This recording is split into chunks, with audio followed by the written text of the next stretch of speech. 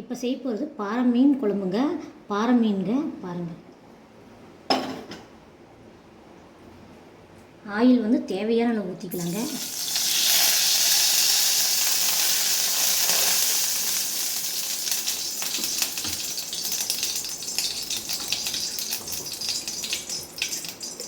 கொஞ்சமாக கடுகு உளுத்த பருப்பு சேர்த்திக்கணுங்க.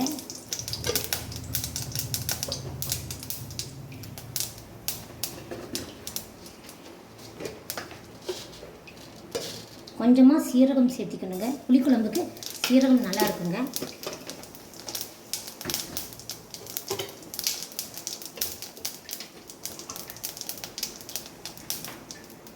அப்புறம் வந்து வெங்காயம் சேர்த்திக்கணுங்க.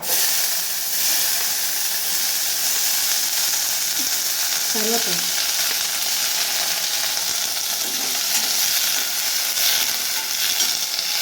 நல்லா வணக்கணுங்க.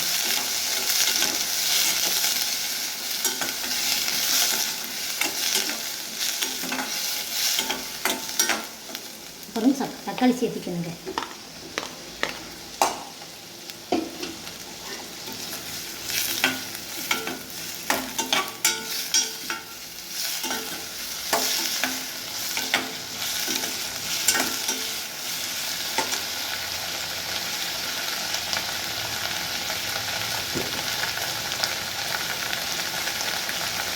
உப்பு வந்து தேவையான அளவு சேர்த்துக்கலாங்க.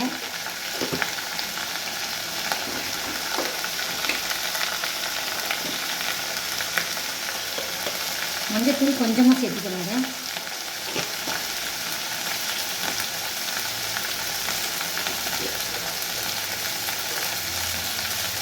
காரம் வந்து தேவையான அளவு சேர்த்துக்கலாங்க.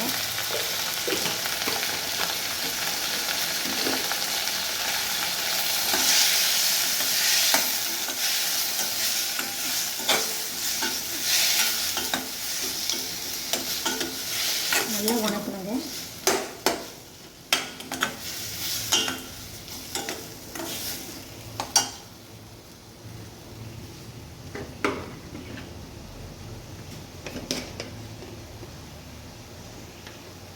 அப்புறம் வந்து கொத்தமல்லி தூள் கொஞ்சம் சேர்த்திக்கணுங்க. கொஞ்சமாக தேவையான அளவு.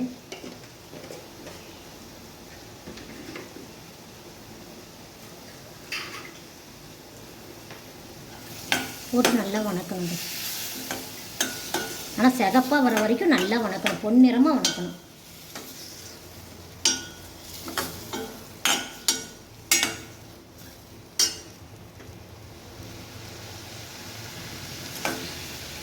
அப்போ தான் மீன் குழம்பு வந்து நல்லா இருக்கும் சாப்பிட்றதுக்கு.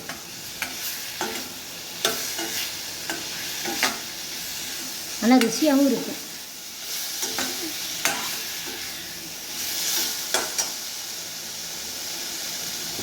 அப்புறம் வந்து புளி வந்து குழம்பு எவ்வளோ எங்களுக்கு தேவையோ அவ்வளோ புளி போட்டுக்கலாம். கொஞ்சமாக புளி போட்டுக்கிட்டால் கொஞ்சமாக குழம்பு வரும். நிறைய புளி போட்டால் கொஞ்சம் குழம்பு சேர்த்தியே வரும். புளி ஊற்றின வரைக்கும் குழம்பு ஆகுங்க.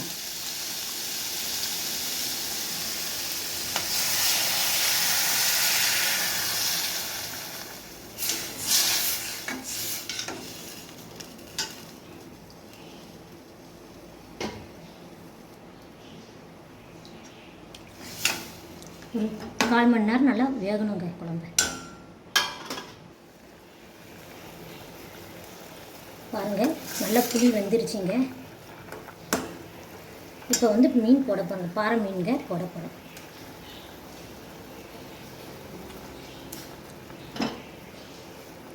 மீன் போட்டு ஒரு 1/4 மணி நேரம் இருந்தால் போதுங்க குழம்பு. சாப்பிட்றதுக்கு நல்லா ருசியாக இருக்கும்.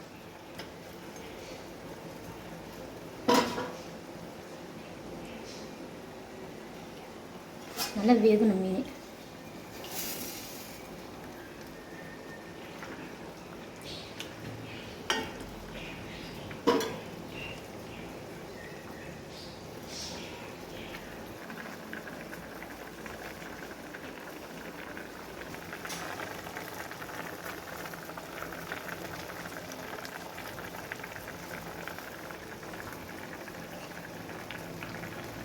பாருங்கள், நல்லா மீன் வேகுதுங்க. நல்லா வேக வைக்கணுங்க மீன்.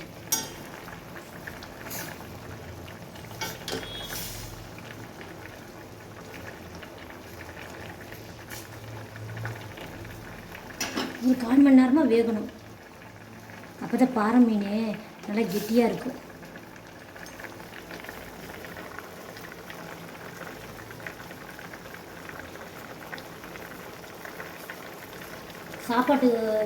சாப்பாடும்போது நல்லாயிருக்கும், ருசியாகவும் இருக்கும். இட்லிக்கும் தொட்டுக்கலாங்க.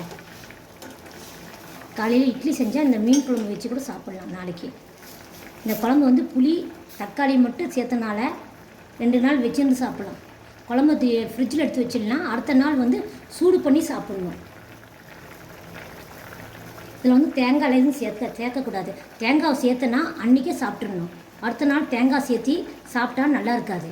இந்த மாதிரி புளி தக்காளி வெங்காயம் மட்டும் சேர்த்தி 2 நாள் வச்சுருந்து சாப்பிட்ணுன்னா நல்லா கொஞ்சம் கெட்டியாகணுங்க. கொஞ்சம் தண்ணியாக இருக்குது, கொஞ்சம் கெட்டியாகணும், நல்லாயிருக்கும். சாப்பிட்றதுக்கு நல்லா ருசியாகவும் இருக்கும். நான் செஞ்ச 2 நாளைக்கு மீன் குழம்பு வச்சுக்குவேங்க.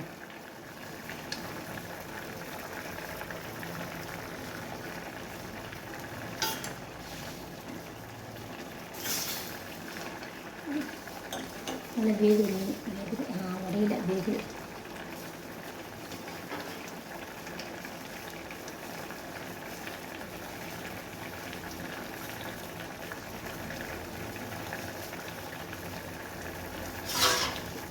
இல்லை உப்பு காரம் எல்லாம் நல்லா சேர்த்தனால மீன் வந்து நல்லா பிடிச்சிருக்குது. காரம்லாம் நல்லா பிடிச்சிருக்குது.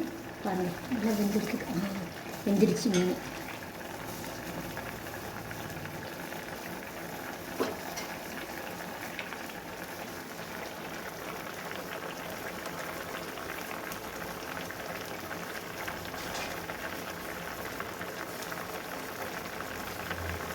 கொஞ்சம் நேரம் அப்படியே கெட்டியாகும். கொஞ்சம் கெட்டியாகும். ஒரு 5 நிமிஷம் இருக்கணும். மீன் வந்துடுச்சு. குழம்பு மட்டும் புளி கொஞ்சம் 5 நிமிஷம் இருக்கணும். இருந்தால் நல்லாயிருக்கும், சாப்பிட்றதுக்கு ருசியாகவும் இருக்குது.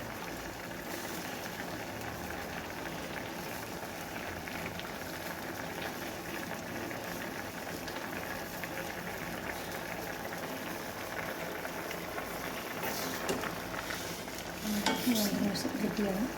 தனியாக தான் இருக்குது.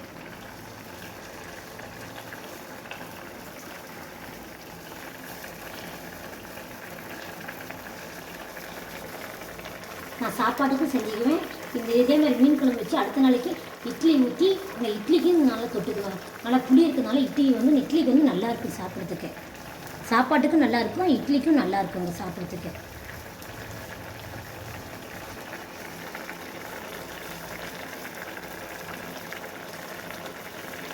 நல்லா மீன் குழம்பு நல்லா வெந்துச்சு. கொஞ்சம் கெட்டியாக இருந்துச்சுங்க. பாருங்கள், நல்லா ருசியாக இருக்குது சாப்பிட்றதுக்கு. மீன் வந்துருச்சுங்க. திருப்பி நல்லா வேக வச்சு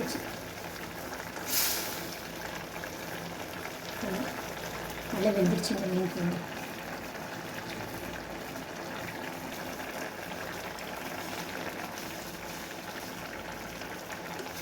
பாருங்க, மீன் வந்து நல்லா வெந்துருச்சுங்க. மீன் குழம்பு சாப்பிட நல்லா ருசியாக இருக்குங்க. மீன் குழம்பு நல்லா ருசியாக இருக்குங்க சாப்பிட்றதுக்கு. இந்த குழம்பு வந்து 2 நாள் வச்சிருந்து சாப்பிட்லாங்க. இந்த மாதிரி செய்யணும். செஞ்சால் 2 நாள் வச்சுருக்கலாம். இன்னும் அடுத்த வீடியோ போடும்போது தேங்காய் மசால் ஊற்றி செஞ்சு சாப்பிட்றேங்க. தேங்காய் மசால் ஊற்றினா அது வந்து ஒரு நாள் மட்டும் சாப்பிட முடியும். காலையில் செஞ்சால் நைட்டு வரைக்கும் தான் சாப்பிட முடியும். தேங்காய் மசால் ஊற்றினா அது அடுத்த வீடியோ வந்து இந்த மீன் குழம்பு வந்து தேங்காய் மசால் ஊற்றுன மாதிரி காட்டுறேங்க வீடியோ. இந்த வீடியோ வீட்டில் பண்ணி பாருங்கள். சாப்பிட்றதுக்கு நல்லாயிருக்கும், டேஸ்ட்டாகவும் இருக்குங்க. நல்லா ருசியாகவும் இருக்கும் செய்கிறதுக்கு.